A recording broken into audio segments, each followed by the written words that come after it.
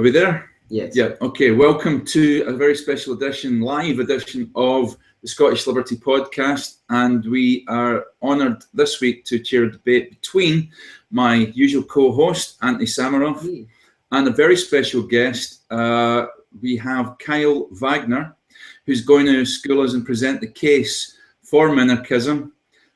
Kyle, welcome to the show. Thank you. You're welcome. First of all, tell us a bit about your own background, and then just go straight into what your position is. All right, sounds good. Well, I was a Ron Paul delegate. I was a Ron Paul libertarian. That was sort of my introduction to libertarian thinking. I had always wanted less government, so I voted Republican.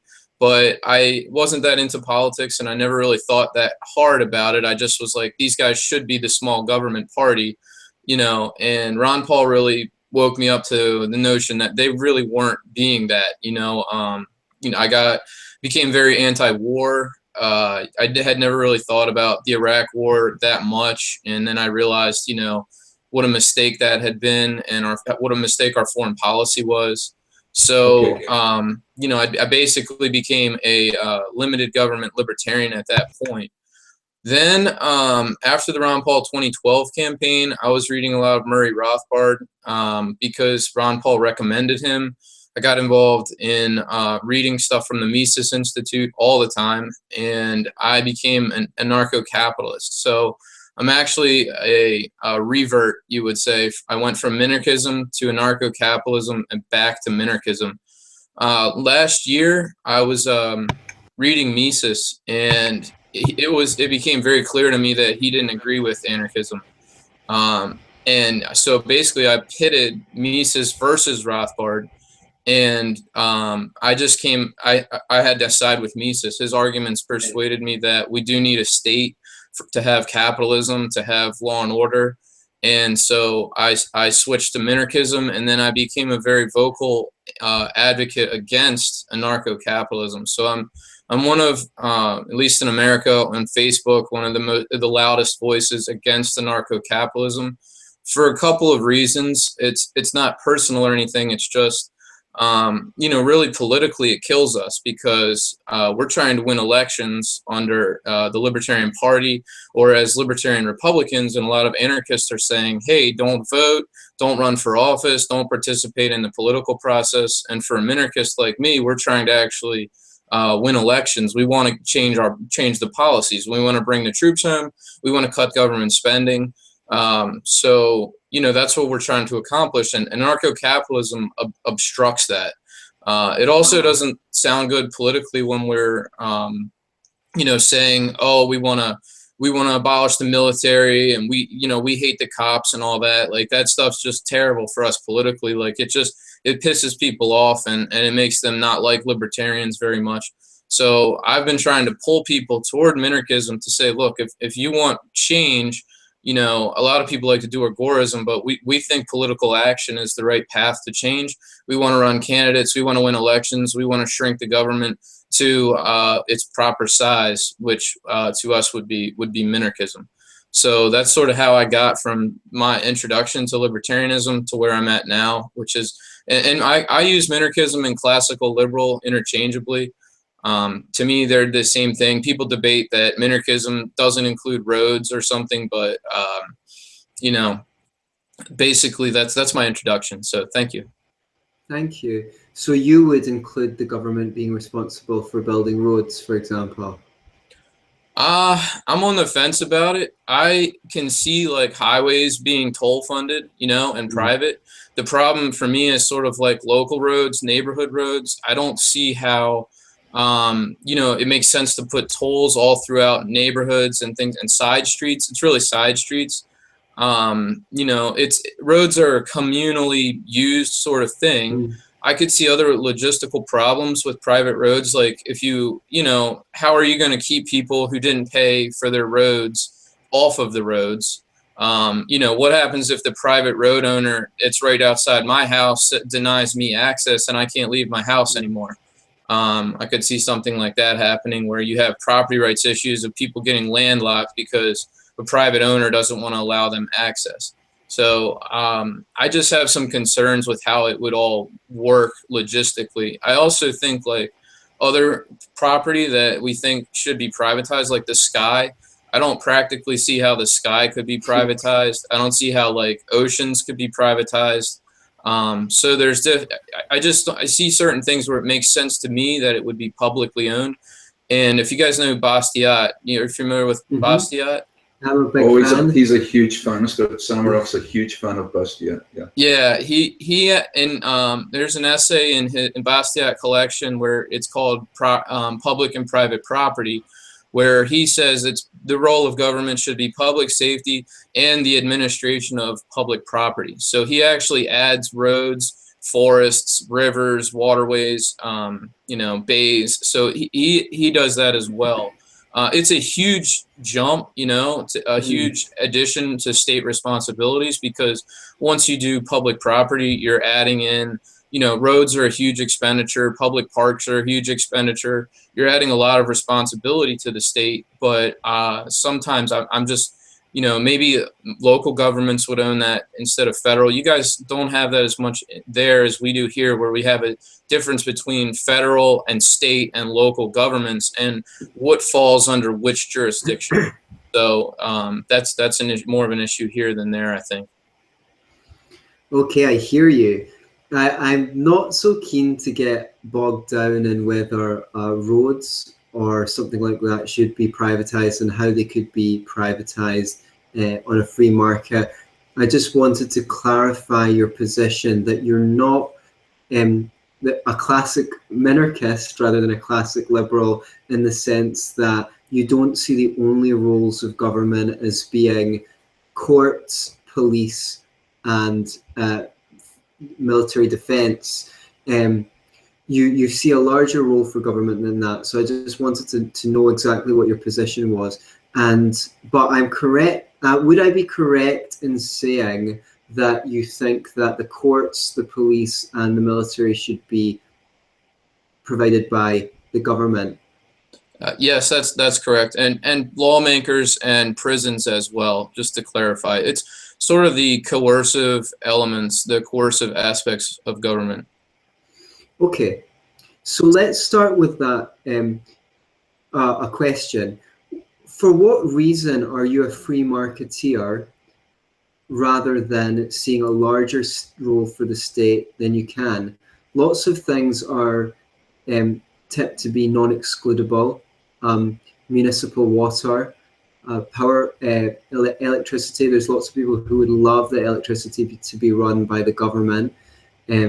Telephones, maybe not so much anymore, but in the past. Why the appetite? Why not an appetite for having those things run by the government? Well, in general, there's two types of management. You have bureaucratic management and for-profit management. In general, for-profit management tends to be superior. Bureaucratic management tends to produce losses because they don't have the same incentives that for-profit has to run efficiently, to run a profit. I mean, if you run a loss for an extended period of time, you can't stay in business. So for-profit tends to be a superior mode of management of an operation or an enterprise like that. And competition is great. It brings prices down. It gives people more options. So I definitely prefer the free market for whenever possible. The problem with the coercive elements of government is that I don't think that they can be privatized. Okay. Well, the interesting thing is that historically the courts were thought to be completely separate from the government, and in fact above the government. It was only, with the onset of the Industrial Revolution and things like that, where we had the move from common law to legislation and statutes and all the laws that we have, that we tend to have to follow, that are passed by the legislators and government, that some of the courts, we still have certain courts that are basically common law courts, but the government assimilated those institutions which existed already. So how does that square with your view that those coercive elements, as you put them, could not exist without government? You know, I don't know that you can say they were above government. I mean, government to me is sort of the top of the line. If the courts were the top, then they were the government. You know, I mean, that's the top authority in society. Those courts, if they, you know, had power, I would have considered them to be governing bodies to the point that they can make laws that people have to obey. And that's sort of the crux of the matter is you have to have authority, you have to have power to make rules for people, to tell them what to do. Even common law, which the name is kind of misleading, you probably know common law is case law. It comes from court decisions, but then that's binding. I mean, people have to follow those decisions. So, yeah, I just, you're kind of saying that the courts and the government were separate, and now they've sort of been integrated. We have a system with separation of powers where they're all kind of under the same government umbrella, though, the judicial branch, the legislative branch, and the executive branch. So I'm not really sure, like, where you're going with that as far as, you know, what you want. You want completely separate courts, but if they still had power, they wouldn't be really private. Well, okay, well, that certainly is a complicated question that would require a lot of unpacking. To pick up on something that you said a bit earlier, which I agree with, private ownership, and private might even be a misleading term because it suggests a corporation or a business, but private ownership can be a cooperative, it can be a community project, it can be a charity, it can be a non-government organization that fulfills similar functions to governments, right? We have arbitration institutions at the moment that run alongside government that people can take counsel from if they choose to do so. One of the reasons why you prefer private to public is because, as you said, it's efficient, it tends to be less costly to run, and you mentioned competition. I don't think that competition is the main element. The main element is the fact that the consumer has choice over which institution to use. And because of that, it's actually the consumer that's going to choose the institution that they think will do the best job. We exist in a situation where if someone was to intelligently design the law, no one in their right mind would design anything like the kind of law that we have. And even if you went back to a minarchist system, I would not be surprised if before long, the size of the law started ratcheting up as legislators scrambled around to decide how to solve the problems caused by their imperfect minds trying to come up with objective laws to govern a whole series of unpredictable events that are that cannot be accounted for beforehand. What the free market would do in the case of law is create the opportunity for the best policies tried out on local levels and things like that to get exported, to get tried through the trial and error of people subscribing to various social contracts and things like that. The law would be optimized through trial and error the same way that your phone is optimized from year to year. There is no reason why we should have a system where someone needs to go to university for 4 or 5 years or more to understand the law. That's completely insane. And that would not happen were there competition in lawmaking, because the most successful agencies would be the agencies that could make that information accessible and not create all these lucrative careers for lawyers and justices and legislators and politicians and lobbyists. Okay, look, Kyle, come back on that one. Yeah. Please, I will. All right, there's a couple issues with that. When I think of law, I'm thinking of rules that apply to everyone within a certain area. I don't see how you can have conflicting, overlapping laws. I don't see how everybody can have their own personal law, because we would all be following different rules. So there has to be, I think, some uniformity. You're also making the assumption of a certain law before you even start, which is that you're going to have private property, you're going to have competition in lawmaking. That in and of itself is a law that you're basically saying. So ANCAPs sort of start with the position of we're going to have a free market private property order. And I don't think you can take that as a given. You know, some authority has to say, Okay. we're going to have a private property free market order. And so when you trace the thread back, you end up with, well, who says? Who says we're going to do that? You know what I mean? You need to have political authority to make these kinds of rules for society. So that's why, you know, I think it comes back to having legislators to actually make those rules, and then they apply to everyone within that area. So one thing would be consistency of the rules across the area. The other thing would be having the actual authority to make those rules for everyone. Okay, I was just going to say, couldn't you make a case that even within the US at the moment, you have varying state laws? You know, everyone within those individual states has different laws and different ways of looking at those laws and different statutes. So, you know, someone in Arizona is not compelled by the same laws that they have in New York State. So there is still, even within a minarchist system, competing sets. Okay, competing is maybe the wrong word, but there are different standards in law throughout the states, and yet somehow it still seems to work. Yeah, there are political boundaries separating their areas, so there's no overlap. You know, when you're in Maryland, I'm in Maryland. You know, when you're in that state, that's the laws that apply to you. So it's not like they're intermixed, like, you know, intertwined. It's not like my next door neighbor is under a different set of law than I am. You know, we're all under our state law. People in Arizona under their state law. So there's no overlap. That's important. The other thing is conflicts between levels of government. You know, like that can actually be a big problem when you have federal law in conflict with state law. And we recently had an issue with that in Colorado, where Colorado passed marijuana legalization, and federally it's still illegal. So if the feds were to try to enforce their laws, the two states would basically war, because Colorado would defend the marijuana growers with police force, and the feds would try to crack down on them with police force. So if both states try to actually enforce their conflicting laws, you get a civil war if they push it to that extreme. Now, what's ended up happening is the feds have acquiesced to Colorado law and said, okay, you know, we'll let the states decide. We won't impose our laws, where the local state has voted for legalization. So the conflict has been avoided that way.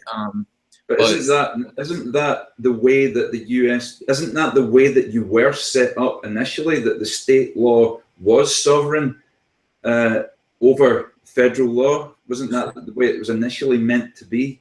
Yeah, it's really hard to make an upside down pyramid. The power tends to centralize up to the top. So, you know, I think in the Constitution, there's a line that, you know, where there's a conflict, federal law trumps state law or something like that. I should know it, but I don't. I just saw it the other day too.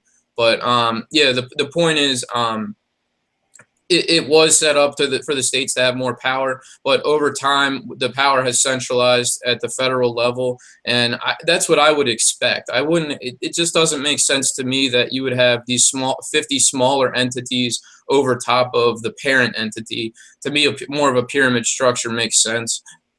Even though obviously we're not happy with the policies of the federal government, that's what we'd like to change ideally. I hear you. Okay, so to pick up on something that you said, which is actually to dovetail from what I previously said, you mentioned the legislators will make the laws, right? My problem with that is legislators don't have the information to make good laws. Hayek demonstrated in his essay, The Uses of Information in Society, I believe it was called, that, you know, people don't have the information to centrally plan an economy, because that is distributed through everyone in that economy. And I think that assuming that people can, at the center of society, can choose the right laws is actually the utopian position, not the anarchist position. When you talk about having laws I understand your point of having laws limited to certain areas, and that seems to be important, that everyone's under the same law. But that's only because that's what that's what's recognizable to you. That only just shows that a limit of imagination. No, I don't mean that as an insult to you, but I mean we don't have the just the same way that the legislators don't have the imagination to come up with the right laws, in the same way we maybe don't have the imagination to see what a society with voluntary societies of laws would look like. So for example, all of us would need to engage in social activity, whether it's to get our garbage disposal collected together or to provide us with some form of municipal water or electricity. Most people are going to need a mortgage. Most people are going to need a job. And when you enter into a contract to take your job or your mortgage or to collectively buy your water or trash disposal or electricity with other people to keep the costs down, you in the same contract can or those people will want you to subscribe to certain codes of conduct, and you may be meant to subscribe to certain codes of conduct in your place of work, and they might be able to fire you if you are caught stealing.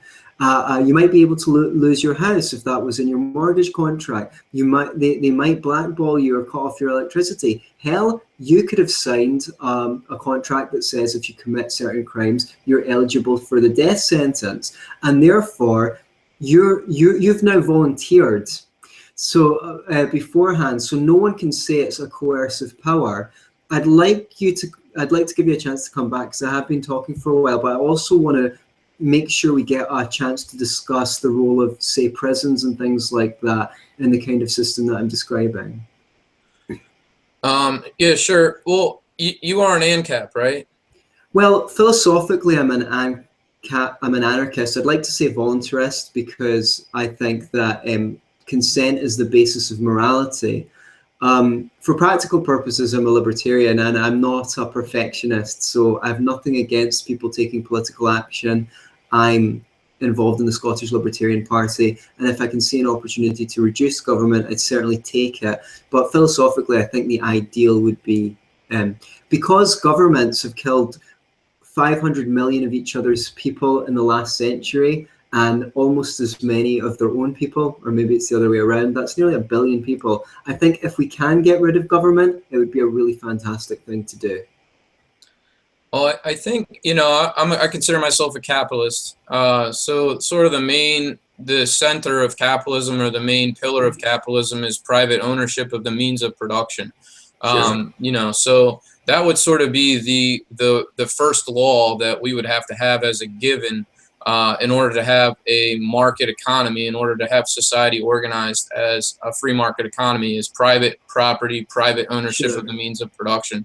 So, I think you need to have that in place beforehand before you can do this, because what I really think anarchy is I think it's faction wars. And I think that when you have large groups of people and you have large groups that aren't on the same page, maybe they're anti-capitalist, maybe they're socialists, maybe they're social democrats, maybe they're nationalists, maybe they're anarcho-communists. You have all these different political factions, and they all want different things. So I see them fighting over the rules of society and over land. And that's where I think a governing body comes into play, because, we force all of these people to respect life and property in a capitalist system. It's not voluntary to all of them. They don't want to live in that kind of society. They don't want to live in a market economy, so yeah. So just to clear that up then, Kyle, sorry, would you have a problem allowing people to form their own commune and not live under that system, and live it by choice, live in a sort of anarcho-socialist commune where they make their own rules and own laws? You wouldn't. They would. How would you stop? Are you prepared to use force to stop them from doing that? They would have to do it within the legal framework of capitalism. They would have to own that land and actually start the commune. They couldn't just take somebody else's land. They couldn't just go onto somebody's farm and take their farm away. You know what I mean? They have to actually purchase the land through the system And then, yeah, I would pretty much leave them alone for a small commune. But that's really not what the communism is. Communism is an entire social order where it's public ownership of the means of production. It's completely contrary to capitalism. So we would really have to have a political boundary. They'd have to have their own country with their own legal structure and legal system in order for that to work. You know, we'd have to have separate countries, basically. It's not like it can fit really inside of capitalism. What they have in mind is completely different from capitalism.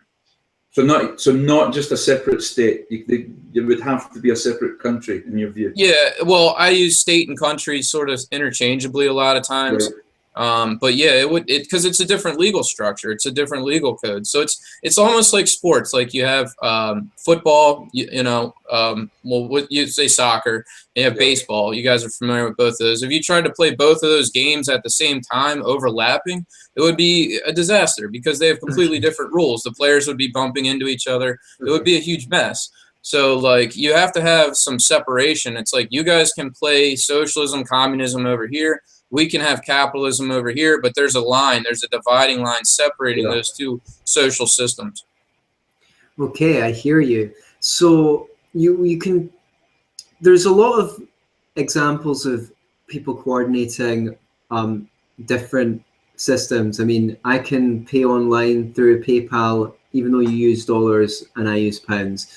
I don't think that there's any trouble with different organizations when it's in their self-interest, finding, people share different companies share telephone lines, share electricity wires and things like that. Where there's a will, there's a way. People will always find out how to coordinate. If I go abroad, I might need to get an adapter to use the electricity there, but people will always find ways to coordinate different systems. That's why states even talk to one another. So I don't think that's as much of a problem as you do. I think that you're falling into a left-wing categorization of society when you're saying basically that government creates the market. Government creates the market by putting private property into place, and there you go. Government is creating the market. That left-wingers love to say that. That's not true. Markets existed before any states existed. When anyone has something and someone else has something and they trade, that is a market. Anytime a voluntary exchange happens between two people, that's a market. Okay, people can come over and interfere and create violence and things like that, but that's why people create institutions to protect the private property. It just so happens that the most successful mafia has won, and I think it was Lysander Spooner who said, treason doth never. I can't fucking say it. It's easy for you to say. Yeah, it's not easy for me to say. Treason doth never prosper, for if it prosper, none dare call it treason. Okay, so if any other agency tried to do what the government tried to do, they would be considered a mafia. And the state is the institution that is allowed a de jure privilege of not acquiring property through the means that everyone else in society is required to acquire that property and have rights over that property. I think that is just a mental blip. It's irrational to say, well, here's the rest of society, and you guys all need to not hit each other and take each other's stuff. But here's this other institution, and it's immoral for it not to hit people and take their stuff. So I think that even absent of government, people would want to protect their property. They'd find ways to do that. And if you look at the government, it's pretty bad at doing it. And the smallest governments always end up being the largest government. Okay. Kyle? Yeah, I definitely would like to comment. We need to talk about where government comes from. Like a lot of ANCAPs or anarchists think that it's just a gang that took over.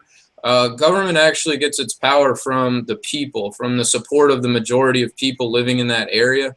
Like myself, I support government, so that makes it more powerful because I'm consenting or supporting it. And so it actually is like a manifestation of the public's will, the majority's will. Obviously, there's some people that don't like it. But when you have a government like ours, like we have a pretty big social welfare state, that's because a lot of our population are social democrats. You know, they actually want this institution. It doesn't have a gun to their heads. They're voting for it. You know, they want it. They want the handouts. They want the entitlement programs. They want the public schools. So it's a reflection of the prevailing attitudes of society. It's not just some gang that took over. You can't compare it to the mafia or something like that, because, you know, it is kind of like a protection racket, the same way a mafia works, which is extorting money from, you know, the people in that area for protection. But in the case of the government, it's actually a communal defense. It's actually supported by the people to be that defense against villains in society and villains outside of society, like foreign armies or things like that. So, you know, it's a social institution. It's created when a group of people get together. They can't agree on things. They fight. They want a governing body to settle, to make some rules. And, you know, you're going to need a justice system. You're just going to need that. There's going to be criminals in the world. They need to be arrested against their will. They need to be put in jail where they can't hurt anybody. So, you know, and there's outside threats. There's attacking armies. So, you know, we form a common defense against those. And that's sort of where it comes from. It's not just some highway gang that took over. I think that's I'm not sure that your account of how government came into being is historically accurate at all. I think that governments came to being when some people said that they were gods or the descendants of gods, and then you had a monarchy, and they were the people who had the weapons at the time. And then, you know, after a while, people wouldn't stand for that, so they demanded a say in the system, and they got the vote. Now, when you say, oh, people voluntarily consent to the system, well, look, you know, it's very easy to voluntarily consent when, if you choose not to, someone's going to come to your door with a gun and throw you in a cage with murderers and rapists. What's more, you know, if McDonald's had a monopoly on the education of children, and no one else was allowed to educate children apart from McDonald's, I don't think you'd see very many Burger Kings around, and I think most people would be big fans of McDonald's as well. The governments control the schools, they control the account of history, and the account of history they give is very favorable to government. So people are indoctrinated by the government into supporting government. And even thinking that it's a radical position to want more government. You know, lots of people on the far left call themselves radicals. The government is held up as a threat of force. Whenever there's a threat of force, you can pretty much be pretty sure that people don't want it. You know, the reason why they have oppressive regimes in Arabic countries is maybe because most people don't want that kind of law. If they did, they wouldn't have to have an oppressive regime, because the people would go along with what they say anyway. And sorry to go on so long, Kyle, but the other thing I wanted to pick up on is that you said, damn it.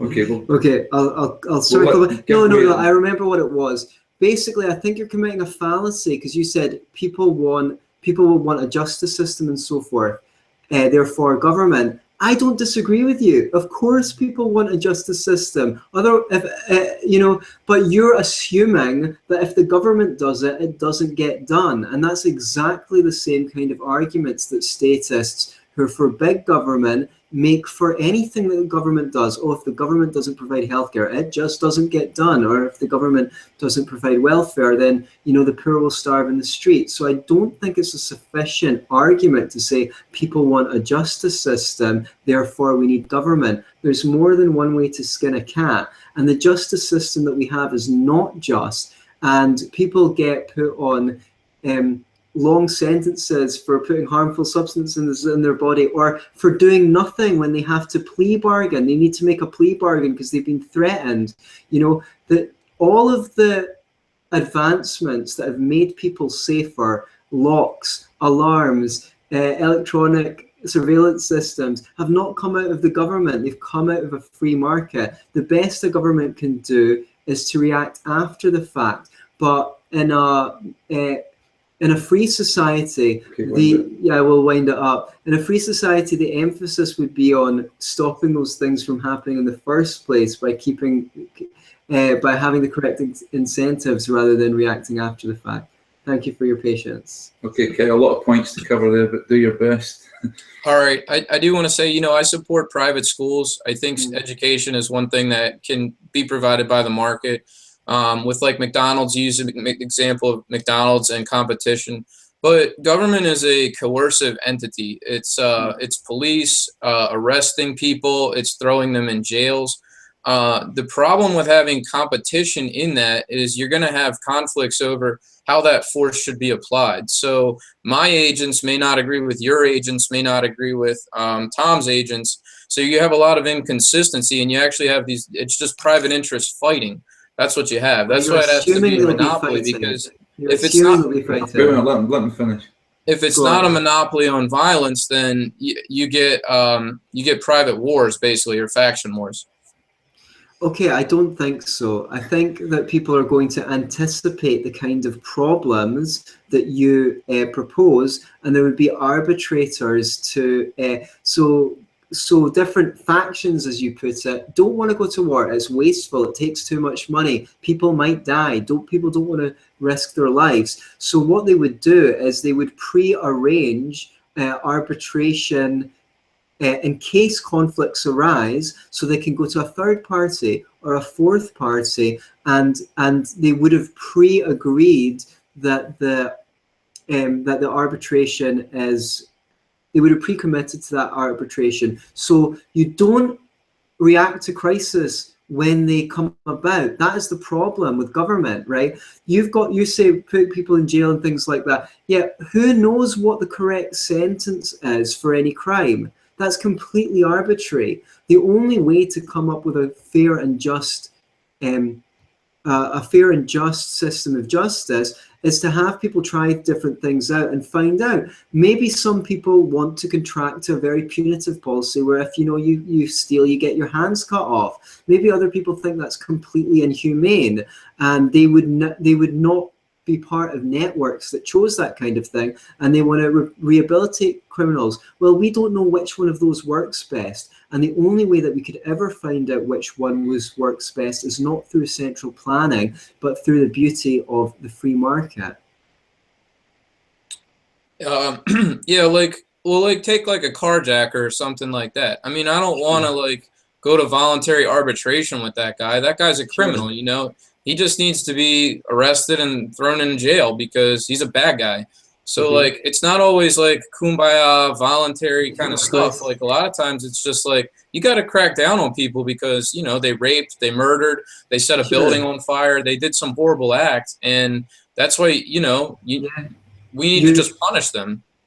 Okay, I hear what you're saying. And you're now the central planner that knows what is the correct way to deal with criminals. I would argue that you don't, and neither do I. First of all, I'm not saying that you would go to voluntary arbitration with someone that carjacked you. Absolutely not. What I would mean is if he was part of different social agreements than you, then your company and his company would go to arbitration. But you're quite right. If the best thing to do with a carjacker might just be to throw his ass in jail. But in order to be part of society at all, if we were assuming no government, that person would have had to already be subject to contracts which would say what the consequences of him doing something like carjacking would be. And that might be he goes to jail. That might be he has to work and pay, he has to work incarcerated and pay you reparations. We really, really don't know what the best solution to that problem is. But I do trust that through the trial and error process of having people voluntarily contract different systems of law, the best systems of law would prevail over time, and we would know the right consequences for the right crimes, which we don't know. The same way that we don't know how to centrally plan an economy, we don't really know what the best consequences for crimes are because we've not tried them all. Well, I think you know, we've tried a lot of different things, and I think that somebody ultimately has to decide what those consequences are, and it's just not practical to let everybody kind of sign their own contract, because people are born into pre-existing societies with pre-existing rules. Like, we can't just say, oh, let the carjacker say, oh, I'm allowed to carjack your car because I didn't sign any contract. You know, I'm not subject to those rules. No, that's not going to work. Like, Right, I hear you you. can't just let the bank robber say, oh, this doesn't apply to me. I mean, yeah, he lives in our society. The rules do apply to him. And I'm guessing, sorry, Kyle, I'm guessing that even in an anarchist, anarcho-capitalist society, the people who run the bank would have the right to shoot the guy who's trying to rob them. You would have the right to blow away the carjacker who's trying to, do you know what I mean? That would be an ingrained, that's what you would call a natural right, the right to defend yourself and your property. That's vigilante justice. That's very dangerous, because you know, people are crazy. You know, maybe it's a guy, some boy takes his daughter on a date at the prom, and you know, he decides to castrate the kid or something. Like, you can't just let people arbitrarily decide their own punishments. Do you believe that people should be able to carry guns? Yeah. Mm-hmm. So what if someone breaks into your home? Is that vigilante justice if you decide to take out your gun and defend your family?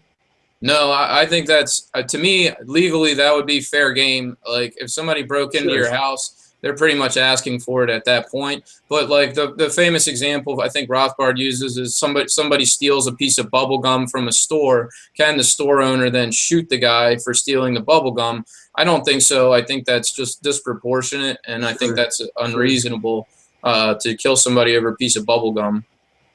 Okay, so thank you for clarifying that point. You're right. You're born into an existing social order, and I think this would be the social order that you would be born into in an ideal world. I do think that everyone would be subject to the law, and those who chose to not contract with anyone would not be able to buy anything, or would not be able to have a mortgage or a job or anything. They might need to all live in one area that's just a black market, where there would be street justice. Now, that would not be appealing to the vast majority of people. That's why everyone would be under contract to follow the law, some form of law that would prohibit them from violating people's person and property. It might regulate whether or not they can have an abortion or not. It might even regulate whether or not they're allowed to carry a gun, in some areas. That is for the consensus that you think is channeled through the government. Actually, I think that you find that if you actually look at the studies, voters have like next to no influence on government policy. Just as such as voters. What's more, they have to choose between two package deals, and only 26% of the country needs to vote to get a party in power. So I'm not really sure that the government is a expression of the general will. However, I do think under the system that I am advocating, and I thank you for helping me clarify my thoughts on this, you would see a greater expression of the general will than under a status system. You were kind of alluding to ostracism as that would be only one possible consequence. Yeah, the people would all have to know for every single individual if they were under contract. Somebody would come into your store and you would have to almost do a background check to know if you were supposed to sell to them or whatever.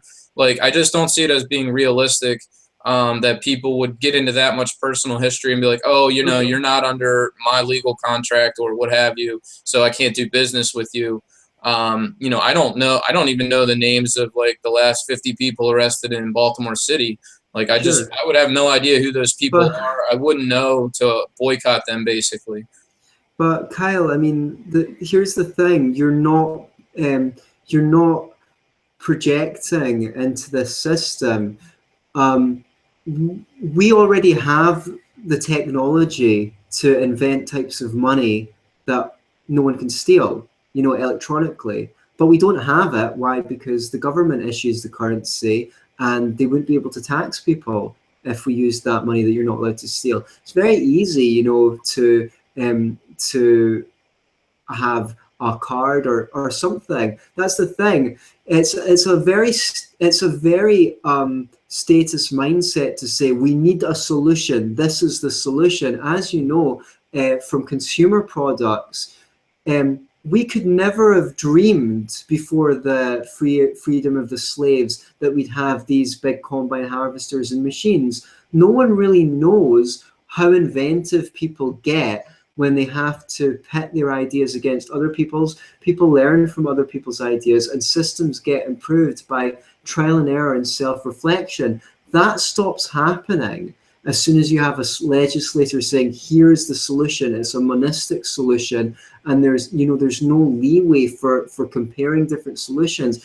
So I agree that what you're saying would be a problem if, assuming ceteris paribus, assuming everything else, all other things being equal. But if you project into a society where people have massive incentives to solve these kinds of problems, the combined genius of humanity is more imaginative than you or I or Tom or anyone listening to this could be. And that's why I think that some of your problems might not be as big problems as you think they are. And I guess I am asking for you to take a bit of a leap of faith, but no more than we do when we say the free market should, allow for how safe your car or your plane should be, rather than the government. Yeah, I mean, I'm all about free enterprise, but like I was saying, and it goes back to our discussion earlier, I think that you need that framework of laws first to say it's going to be private property, and then that what enables the market to flourish. And so, but we've already kind of had that back and forth. I think it's an important point. Yeah, I think that it's the old putting the horse before the cart, or putting the cart before the horse. I don't know if you ever heard that expression. Yes. The rules set up first, and then you have free enterprise. I don't think it's free enterprise figures the rules out. So we have a disagreement over that. Yes. I think you've identified that conflict well. Yeah. Mm-hmm.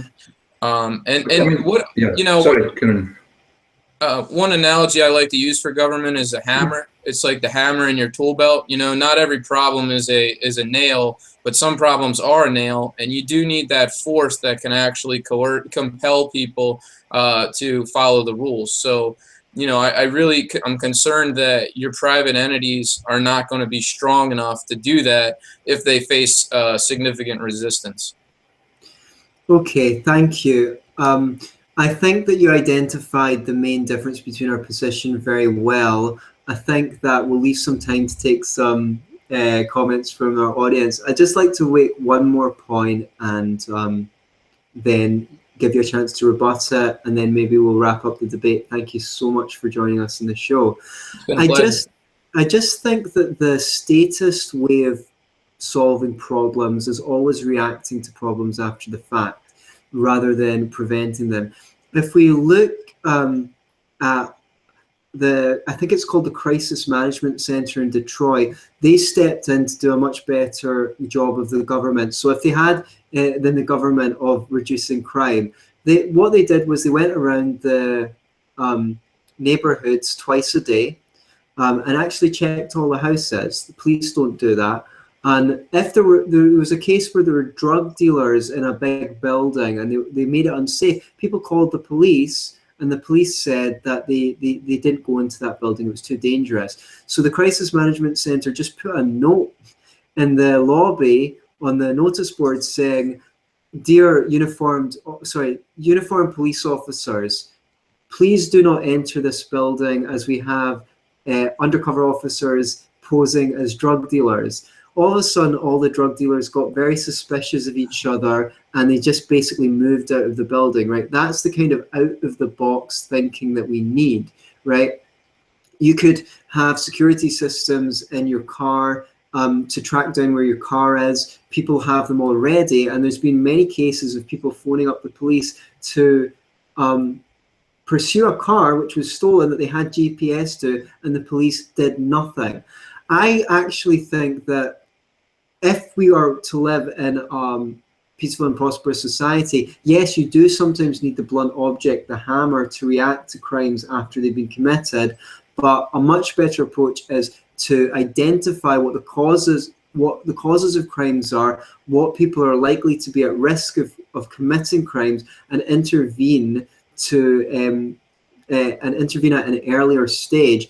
For example, another thing the Crisis Management Centre did was, if they saw someone looking suspicious, they just basically go up to them in a friendly manner and ask them if they could escort them away from the area. Usually that person was inebriated, whether on alcohol or drugs, and because they were treated kindly and with respect, most of the time that person would be agreeable to be escorted out the neighborhood, and they would solve problems before they ever happen. You said that government's the hammer, and when the only tool in the box is a hammer, every problem looks like a nail. And I think that is what the statist position on criminal justice Kyle, will look like. you want to answer that, and then we'll go to some comments from some of our... Yeah, of course, I'm familiar with Detroit Threat Management. They actually work with police. If they have a real problem, they do call the police, and they get the person arrested and put through the court system and put into prison. So they don't actually have that power. They're more like a security company, and I'm fine with that. Like, private security, I think, is a great thing. And I'm supportive of that, but that's existing within a capitalist legal framework. And there are restrictions on what those guys are allowed to do as far as using force. Detroit Threat Management can't lock somebody up. They can't keep somebody in jail for 15 years or something like that. There are very strict rules that apply to their use of force. And then, like I said, they ultimately fall back to the public police if there's somebody that needs to really be punished. So, they work together. It's not just like they can replace the police. Yeah, but they're compelled to do so. They're compelled to work with the police. Perhaps it would be better if they did have the authority to do those other things. Unless you, I think that our listeners will make up their minds. Yeah. So unless I've got a couple of comments here, if you don't mind, guys. Oliver Westcott comments, I think self-defense is different to vigilante justice. Where there is an imminent threat, there is reason for immediate action without deferring to a justice system, private or state. Canadian Libertarian says, don't shoot the messenger here, says, Minarchists love to keep cycling irrational contradictions in their head. They fail at every occasion when they try to put forward their outlandish, quote, I can limit the power of my deity, close quote, argument. I don't know if you want to comment on that one. Yeah, the state is not God. That's a big, a lot of people really get into state worship, especially the nationalists. They start to think that it can do everything, it can be everything. My mentality is it's a clumsy tool, but it's a necessary tool. And it's not evil. I don't consider it evil because I don't consider punishing real criminals, to be evil. It certainly makes a lot of mistakes, or what we would consider bad policies. Foreign policy, I think the drug war is a big mistake. So it's not perfect, but I don't worship the state. I just I understand that need for coercive force in certain situations. So here's my question to you. As a fellow minarchist, I believe, that's my position. When the founding fathers, when they set up America, and it was set up as a constitutional republic, and they had all these rules and regulations to keep the beast of government under control and in check with a constitution, and yet at the end of that, it's taken a very short space of time for the US government to get, in my view, out of control. How are you going to bring that government back under control? It seems to be that, and I say this as a minute, because government's a cancer. No matter how much you try to contain it, no matter how much you try to constrict it, you said so yourself, power tends to centralize. And it just keeps doing that. It grows arms and legs until it gets bigger and just swallows its children. How are you going to keep it under control? Yeah, I'd love to comment on that. I think slavery was a big problem in the early founding. That ended up splitting our country apart. tearing our country apart. That was a big mistake that the founders made. Politically, they probably couldn't have outlawed slavery at that time because the southern states all relied on it economically. But, you know, it just ended up being a very divisive issue. And that was, you know, not good. But the way you do it, the way you contain it is the same way that you shrink it from where it's at now, which is you have to become the majority.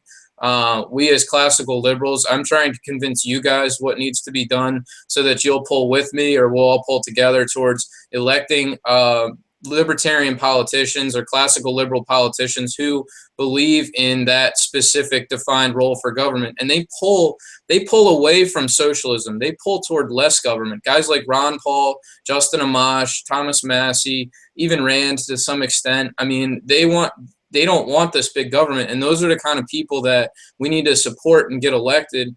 And so basically it begins with trying to convince you guys that to work politically toward minarchism, and we need to increase our numbers, basically. Sorry, but that's interesting, because the last I heard from Ron Paul speaking during the Trump election campaign, and he was very reluctant to get drawn on who he was supporting. He wouldn't even endorse Gary Johnson, who wasn't that libertarian anyway, in my view. But he wouldn't even endorse Gary Johnson. And it seemed to me that what Ron Paul was actually saying was, you know, we're messing around here with a system that is set up to, you know, if voting changed anything, you wouldn't be allowed to do it. So better to concentrate on doing things that make government irrelevant. Get your kids out of state education. You know, start looking at systems that can allow you to function without government interference. You know, and on this, I've kind of got a sympathy with an anarchist point of view. Is it not better? I mean, is there not a case to be made that the whole system is set up to keep you from changing it, and the only way to do it is by non-political means, by economic means, and by setting up systems on your own that can subvert or sideline government? To divest from government. Yeah, to divest from government. I think that's a huge mistake. I think that's the worst thing we can do. You know, you're leaving the state to social democrats and to nationalists, and those guys are going to put their laws into place, and they're going to make us submit to their laws. You have to fight them politically. You have to run against them and say, we don't want these ideas. We want our ideas. We want less government. You know, if you don't challenge them, if you don't run good campaigns, if you don't run for office, the people never hear your ideas, and they just vote for the same old crap over and over again. So I really think the Libertarian Party is on the right track. I agree with you that Johnson wasn't an ideal candidate. I consider him very moderate. I loved Ron Paul. I thought Ron Paul, if we could clone him, that would be wonderful. Okay. He was an ideal candidate. You know, so I want more Ron Pauls, not fewer. Okay, a couple of more questions here. One for you, Anthony. Buffo the art clown says, and anarchists fail at every occasion when they try to put forth their outlandish, quote, anarchist societies will never devolve into warlords who create a state anyway, unquote. How do you respond to that one, Anthony? Well, there's not really an argument there, so I can't really respond to it. Okay, okay, you do what you want to that one. Kaz Paul says, question for Kyle. Welcome to the show, Kyle. Good to hear from you again. If we can't trust people with absolute freedom, how can we trust them with even limited power? Kyle. You know, it's a myth that all people are bad. Not all people are bad. Not all people are good. The idea is you want good people in government and you want bad people in jail. So, you know, at some point you have to choose people who to lead. A human society has leaders, and the way our system works, democracy works, people that want to do it run for office, they make their case to the people, and then we choose the leaders of our society. So, you know, at some point you got to trust somebody that they'll be honest. You make your judgment call about them. Like, you know, I thought Hillary was dishonest, but a lot of people didn't agree. But you know, well, I think obviously more people agreed than didn't, because she didn't get elected, you know, and she didn't go to jail, and she's a bad person.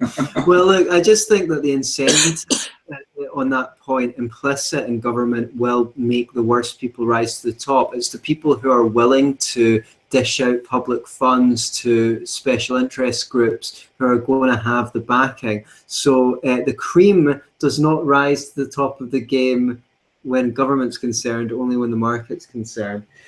Okay, the only other comment I have is Oliver Westcott again says, I think there is a better case for minarchism than democracy. I think democracy incentivizes the growth of the state, but he doesn't actually say what his case for minarchism that's better than the case for democracy.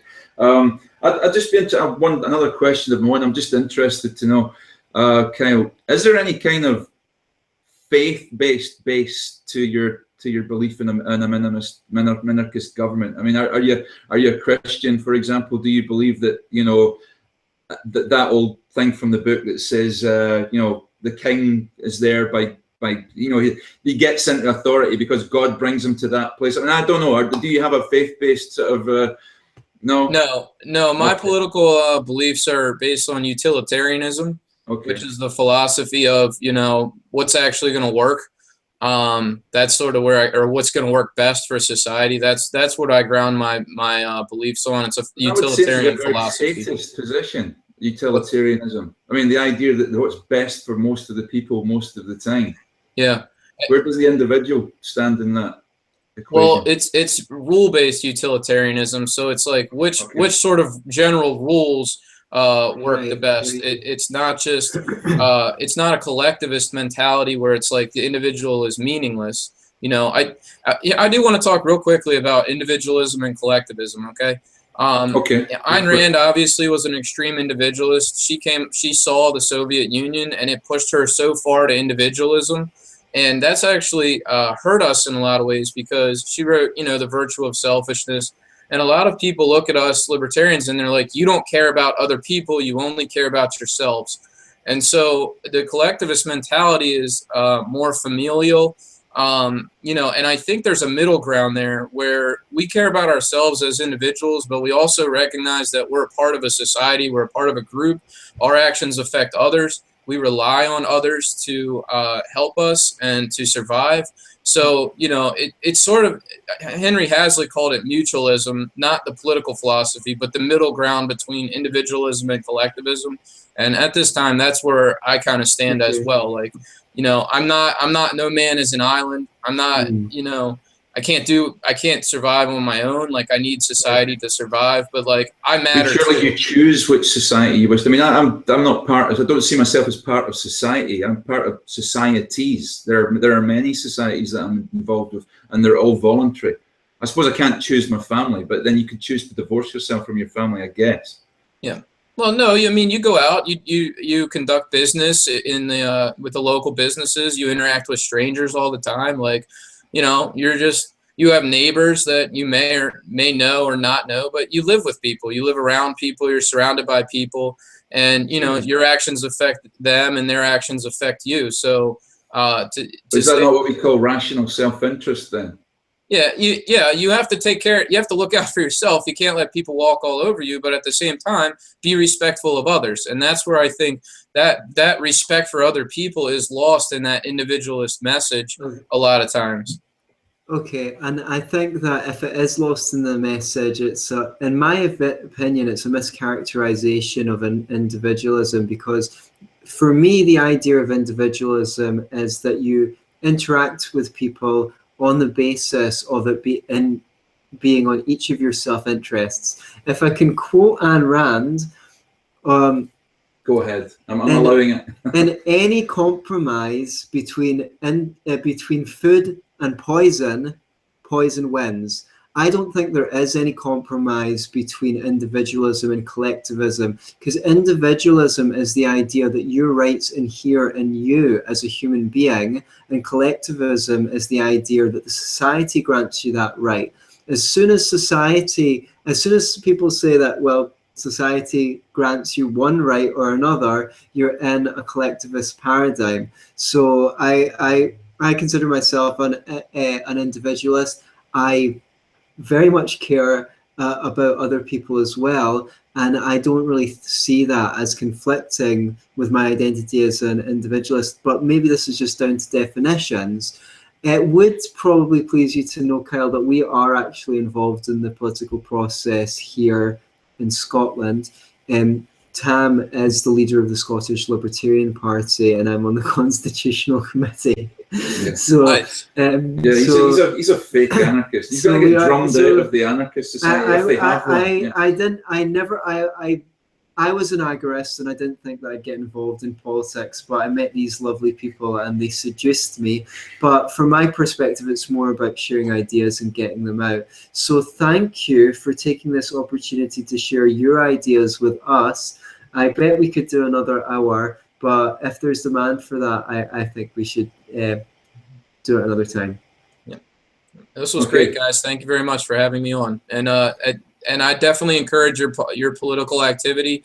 I think political action is the path forward. That's how we really, get our ideas across to people. They have to hear it from somebody at a podium saying, this is how the direction we want for society. And if you take a Minarchist platform, they'll really listen. Anarchism triggers the tribalism. They don't, they kind of are like, oh no, this, it's just too much. It's against the flag, it's against the military, and they get defensive. But if you come in as a Minarchist, they really want to hear some alternative ideas, especially if they're not happy. So thank you. Okay, Kyle, it's been absolutely a pleasure to have you on the show, and I hope you'll join us again in the future at some point. And to you people listening at home, after the fact, please leave us some comments, and we'll see if we can get back to you and even pass them on to Kyle. Thank you very much. Okay. All right. Good luck, guys. Thanks again. Cheers.